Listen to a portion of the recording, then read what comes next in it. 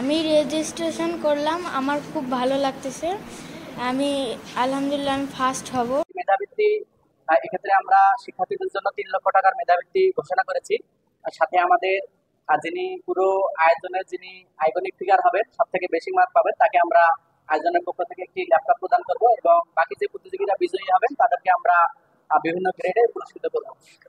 জি, আমাদের এই আয়োজনটি চতুর্থ শ্রেণী থেকে দশম শ্রেণীর স্কুল মাদ্রাসা শিক্ষার্থী ভাই এবং বোনদের জন্য।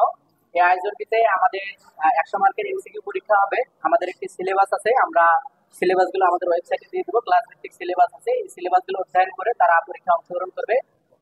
আমাদের এই আয়োজনটি আসলে বিগত কয়েক বছর ধরে চলছে, শিক্ষার্থীদের যে সুপ্ত মেধাগুলোকে, লুকিয়ে থাকা মেধাগুলোকে শানিত করার জন্য। আমরা এটি প্রতি বছর আয়োজন করে থাকি, কিন্তু আমাদের বাংলাদেশে 133টি শাখা রয়েছে। তার মধ্যে রংপুর জেলা একটি, যেটা আমরা আয়োজন করতে পারিনি, কিন্তু এবারে আমরা সেটা আয়োজন করেছি।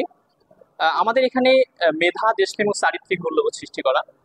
তারপর হচ্ছে এখানে আমাদের দেয়ালিকা, তারপর ফোল্ডার স্টিকার, বৃক্ষরোপণ, স্কুল আঙ্গিনা, আন্ত স্কুল, আন্ত টুর্নামেন্ট, তারপর হচ্ছে আপনার সামার ক্যাম্প, উইন্টার ক্যাম্প এবং ম্যাথ প্রোগ্রামিং গুলো আমরা করে থাকি।